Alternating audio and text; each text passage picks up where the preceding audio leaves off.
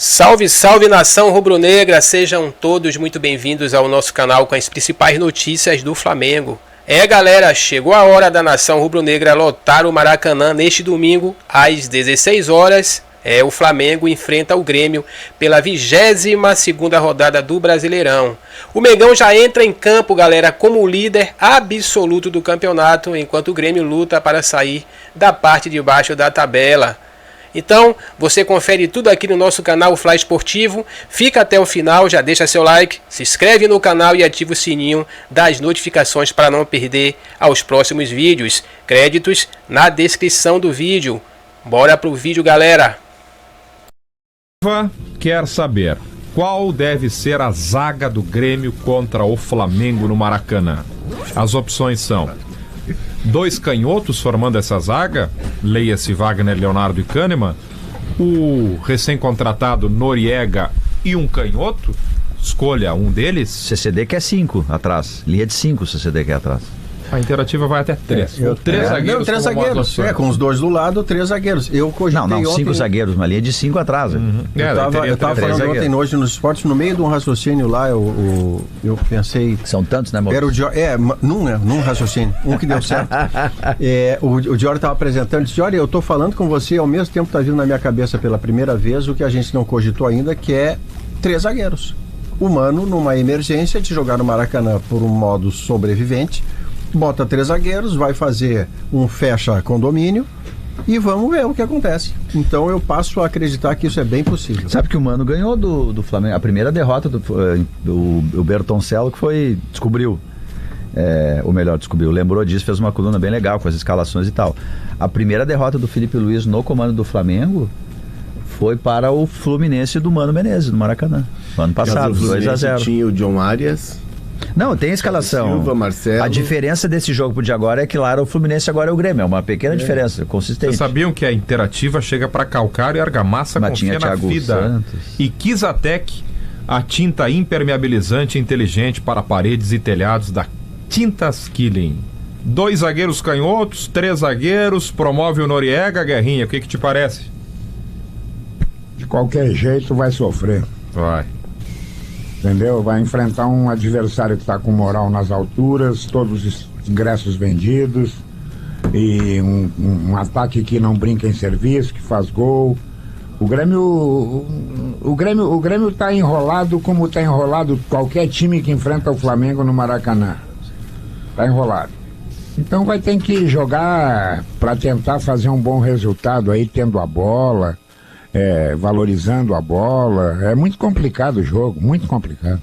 Eu tenho a impressão que a chance do Grêmio, que me parece pequena, diante do que o Flamengo está jogando e o Grêmio não está jogando, ela hoje teve uma pequena melhora, que eu não sei percentualizar de quanto nesse momento, mas hoje eu li a notícia, Diogo, que o Flamengo, com o seu novo patrocinador de quase 270 milhões de reais ano no peito da camiseta, promove para domingo, pré-jogo, um festão de Sapucaí no Maracanã. Ah, chuva de prata. Com direito a cantores identificados com o Flamengo. Contratou os caras que fizeram aqui no Beira-Rio? Não, o papel picado é o de menos. Eu tô falando sobre o clima festivo, César, que você que vem de blazer hoje deve ter uma razão impressionante.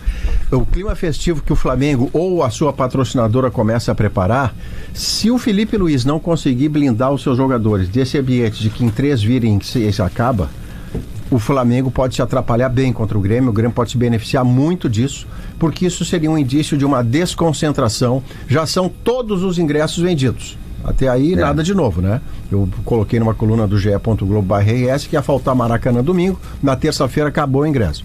Mas a festa, Diogo, a Sapucaí, o cantor, tudo antes do jogo, isso pode fazer do Flamengo um adversário parece a Copa de 50. Desconexo. Novo patrocinador. O motivo é esse. Porque a desconexão, se diz, ou porque o motivo da festa é o patrocinador. A festa é o patrocinador novo que entra no peito do Flamengo domingo. A Betano, que é a mesa do campeonato, entra no peito do Flamengo domingo. Eu falei antes de começar, eu falei antes de entrar no programa, porque o Fluminense, o Mano Menezes, comandando o Fluminense, ganhou do Flamengo na primeira derrota do Felipe Luiz. Olha o que era o time do Fluminense no ano passado, 2-0 Maracanã. Era Fábio, Samuel Xavier, dupla de zaga era Manuel e Thiago Santos. Não tinha o Thiago Silva. E Diogo Barbosa. Bernal, Martinelli, Ganso, Lima, Marquinhos e Cauê Elias. Não tinha nem o Arias. Deu 2-0. Eu acho que tem... É interessante porque até a conexão com o patrocínio tem a ver com o que eu vou falar. Tá? Nós sabemos do poderio do Flamengo e do trabalho competente que o Flamengo fez para ter um time poderoso. Ponto. Tá?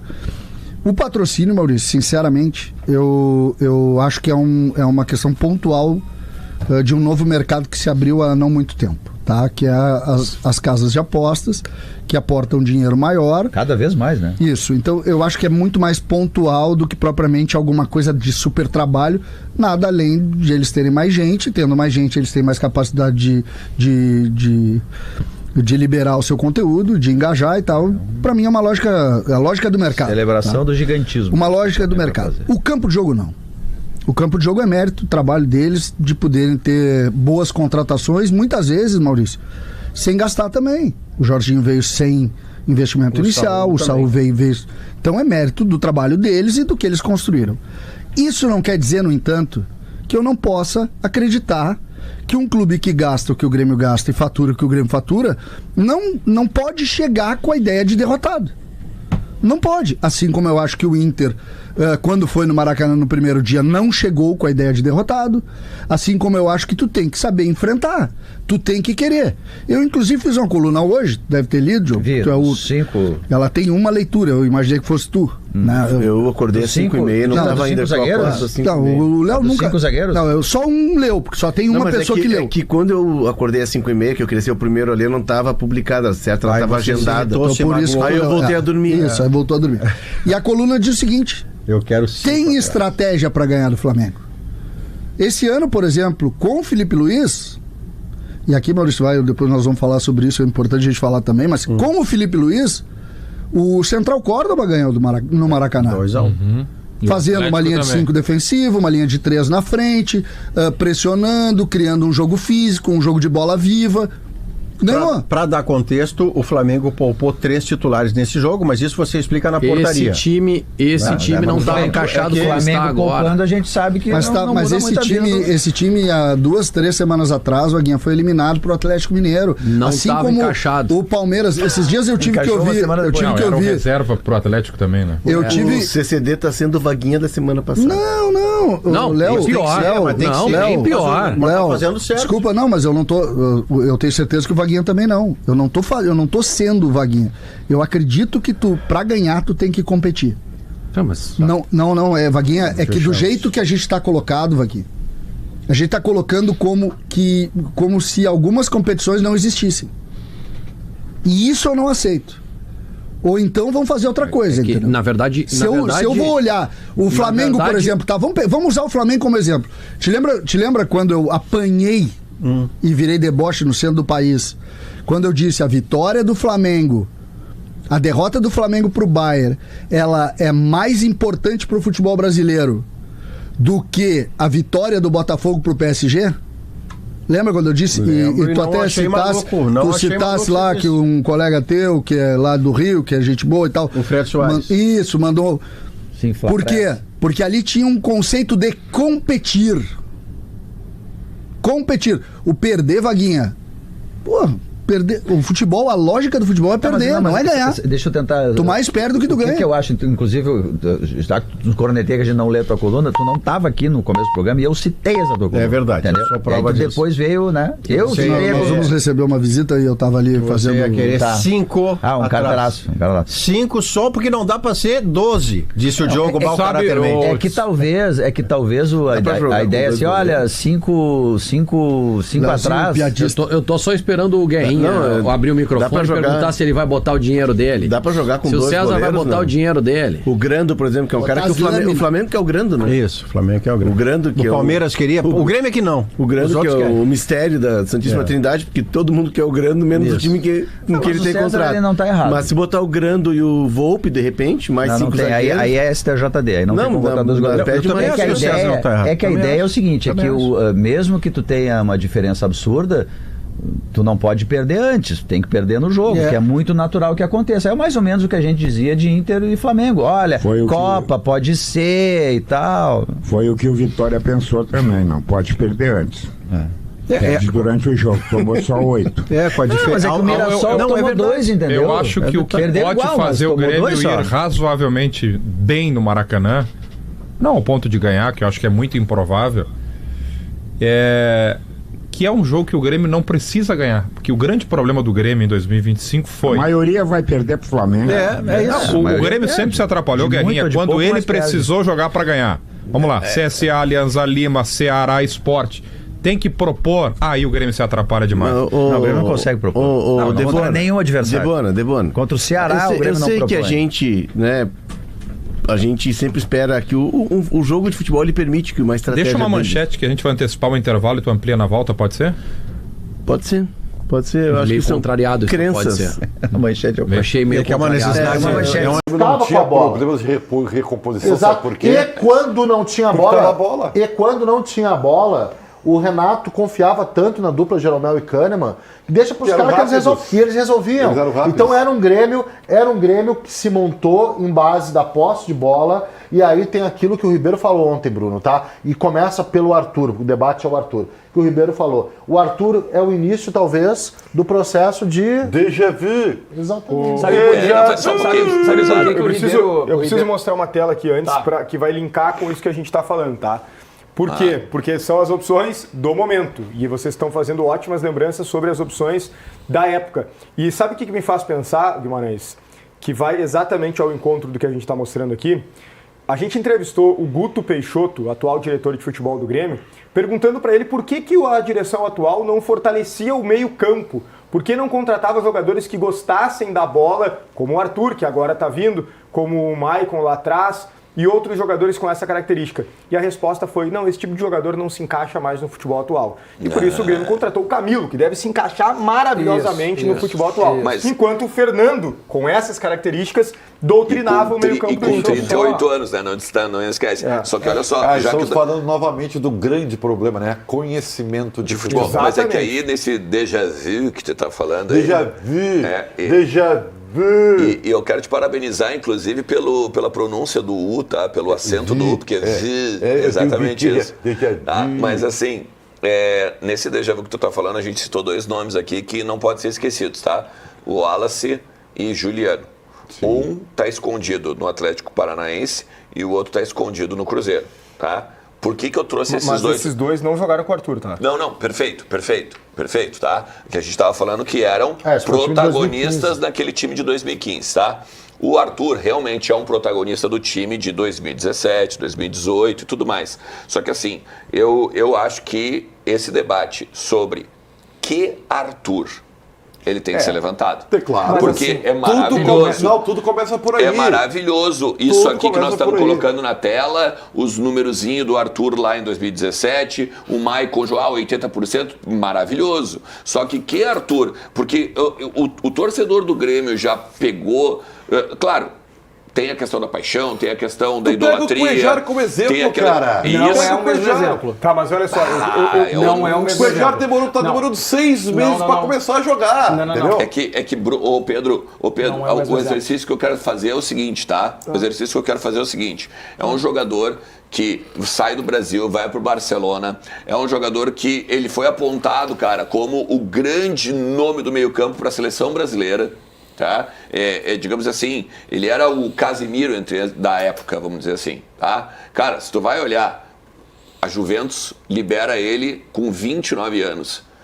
Um time de ponta da Europa libera um jogador de 29 anos. Mas é aí que eu quero chegar. Por que esse time vai fazer isso? O que tu quer dizer com isso? Que ele não talvez ele não desempenhe, que talvez ele não desempenhe mais como o imaginário do torcedor esteja pensando. Eu não vejo o torcedor imaginando o Arthur da Juventus do Barcelona. O torcedor sabe que não é o Arthur da Juventus que foi contratado. No Cagliari ele foi muito bem, mas era o Cagliari. No Girona, perdão, ele foi muito bem. Só que tem uma coisa também, tá? Vamos qualificar isso também? A Juventus não joga com a bola. Então é difícil ele se adaptar. O futebol italiano, de modo geral, não gosta muito de jogar com a bola. Então, o Napoli joga com a bola. Eu acho assim, ó. Mas é exceção, né? Eu acho assim, Bastante. o ponto. Talvez o Milan ponto. vai jogar com a bola, mano. O ponto principal que envolva o nome Arthur não é nem um ponto, é um número. 29, cara. Esse jogador com 29 anos, ao lado de qualquer um desses aí, ó.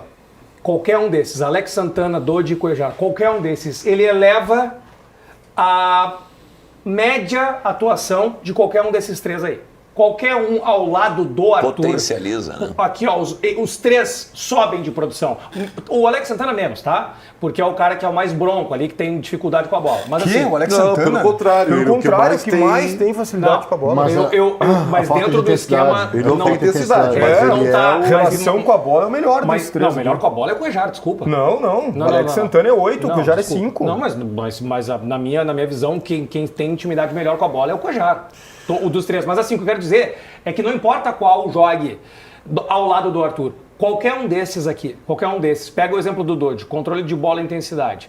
O Arthur, já mostramos 3 scouts ali anteriores. Um dos scouts que nós mostramos do Arthur, o que era? Passe curto com qualidade. Esse tipo de jogador, ele chega neste meio-campo atual, Ribeiro Neto e Ernest, questionado da idade, da liberação europeia, e joga. O principal do Arthur é que ele pediu tempo para readaptar, para conhecer os jogadores e tal. Até entendo esse tempo, né? Não vai entrar na fogueira contra o Flamengo, tudo isso é compreensível. Mas qualquer um desses caras que jogarem ao lado deste Arthur, de 29 anos, aqui nesse futebol brasileiro, aumenta de produção, olha, significativamente. Aumenta. Aí é que tá. Eu acho que o Pedro toca num ponto que é o seguinte, ele tem 29 anos. Por quê? Porque o Ernest está levantando o seguinte, não é o mesmo Arthur que foi contratado pelo Barcelona. Não, isso o torcedor sabe que não é. Mas ainda assim, é um jogador que serve e muito para o futebol brasileiro. Tem qualidade. Vou te dar um exemplo. D'Alessandro, não deu certo na Europa. Perfeito. Não jogou nada, não sobrou no Real Zaragoza. Não, o Gabigol, o Pedro. Tem vários exemplos. Jogou aqui no Brasil, sobra. Pedro. Não, mas veja bem, talvez eu não me fiz entender. O que me preocuparia, só, Ernest, rapidamente, sobre a questão da parte física, é se estivesse chegando no Grêmio um jogador de 35 anos. Que aí, às vezes, não depende do cara. Ele já tá velho. Isso. Não é o caso. Sim. Só depende dele se concentrar, que condições ele tem. Esse é o principal ponto. Eu não estava falando que ele tá velho. Quando eu falei dos 29 anos, eu quis dizer que ele ainda tem muita lenha para queimar. Tem que ter fome. Ele teria tranquilamente mais uns 5 anos de Europa. E esse é o ponto. Mas tem contexto também. Deixa eu tentar explicar o que eu quero dizer, apontando para os 3 jogadores que estão na tela aí. Tá? Apontando para os 3 coisas. Aqui as características Dodi de cada um. E Alex Santana com as características de cada um. Eu vou tentar desenvolver com base nessa tela feita, tá? Para isso, volto um pouquinho para 2018. 2018, o contexto do Grêmio era de um time que tinha a bola. O contexto atual do Grêmio, o Arthur sozinho não é capaz de transformar o Grêmio num time sem posse. Sozinho. Obrigado, viu? Sem posse, num time com Finalmente posse. Veio. Porém, não, Demora, mas vem. Demora, mas vem. Tu disse que ele não vai dar certo. Eu falei que ele sozinho, ele não muda o status do Grêmio. Tu disse que ele não vai dar certo. Tu tá mudando de opinião. Eu tô cansando disso. Eu tô cansando disso, cara. O senhor não vai todos os dias dizer tu o que muda eu de não opinião. disse, tá? Pode vir pra nós aqui, ô Bop. Pode vir aqui, ó. Deixa eu te falar uma coisa aqui. Nós somos 2 na tela aqui, ó. Olha só. Pode falar, Ribeiro. Então, assim, ó, o que eu quero dizer é o seguinte. O Arthur sozinho, ele não muda o status do time do Grêmio. É o que eu sempre falei. E isso não importa o jeito que ele tá. Agora, se tu me dizer, mas o Cuejar tá voltando a jogar, o Grêmio contrata o meia, entendeu? Não sei se é o Otávio ou o Roger Guedes.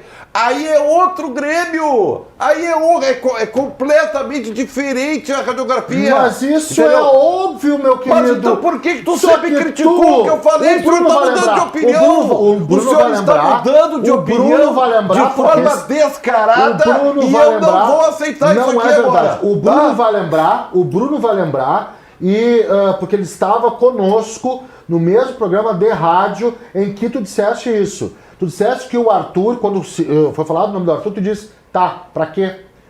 Pra quê se o Grêmio não joga com posse? Mas é óbvio! É óbvio! Não interessa, ele ajuda. Não interessa! Uma coisa não vai passar por ele nesse time do Grêmio, cara! Uma coisa, outra coisa. Uma coisa é entender que o Grêmio não joga com posse. Outra é entender que o Arthur levanta todo meio de campo. Isso é teoria. Isso é teoria. Não. Eu quero saber o seguinte. Tudo é teoria real, ele não jogou ainda. Não é. Tu é um cara. Ele não jogou ainda. Tu é um cara, tu é um professor, cara. Tu é um escritor, tu é um comentarista de futebol. E tu vai falar agora exatamente o que tu comentou em todos os jogos do Grêmio. A bola passa pelo meio campo do Grêmio por cima. Mas também é óbvio, foi só o que eu vi, então, né? Cara, tu vai botar o Arthur e a bola vai passar por cima dele nesse time do Grêmio, cara. Ele chega pra modificar isso, Ribeiro. Bom, então tá. Só um pouquinho. Desculpa. Tu estás me dizendo que o Grêmio agora que não é uma coisa vai ou outra. começar a jogar com a bola, isso? Não é uma coisa ou outra, ele vai começar a ajudar. Poder pode, ele só ajuda. Que ele vai entregar uma bola e vai receber uma abóbora. Ele ajuda, não é uma coisa ou outra. Problema. Ele não é uma transformação, chegou o Arthur, beleza, transformou, não. Ele vai ajudar os caras. Esse debate tá muito bom, a gente vai seguir nele, mas eu peço uma rápida atenção. Quem tá no mercado também, mas dessa vez negociando jogador para sair, é o Flamengo, que fez belíssimas contratações na janela, por sinal. Vou trazer o Juliano Lima para falar do Flamengo, que está se preparando para o final de semana, para o jogo contra o Grêmio, depois da goleada histórica, né, amigo, por 8-0 diante do Vitória, e negociando o jogador. Dessa vez, então, Matheus Gonçalves, né, o jogador que está deixando o Flamengo. É isso, Joana. Boa tarde para você, para todo mundo que acompanha o Taon. Jogador saindo, Matheus Gonçalves, meio campo, tá indo pro futebol árabe, tá indo pro Al-Ahly, da Arábia Saudita, 8 milhões de euros, cerca de 50 milhões de reais. Antes disso, o Flamengo tinha sido procurado também pelo Cruzeiro, pelo CSKA da Rússia, interessados no jogador, mas ele tá indo mesmo pro futebol árabe. O Flamengo, depois, como você disse, da goleada de 8-0 contra o Vitória na última segunda-feira, ganhou folga ontem, se reapresentou hoje pela manhã. E o próximo compromisso do Flamengo será contra o Grêmio pelo Campeonato Brasileiro no domingo. Por quê? O Flamengo vai ter semana livre aí de treinamento. Afinal de contas, o Flamengo foi eliminado na Copa do Brasil, semana de Copa do Brasil, então o Flamengo vai ter essa semana inteira livre de preparação para o jogo contra o Grêmio. E para essa partida, o lateral esquerdo, o Alexandro, não deve jogar. Ele sofreu uma lesão na panturrilha esquerda contra o Vitória, saiu antes do fim do primeiro tempo. Enfim, não deve jogar a partida contra o Grêmio.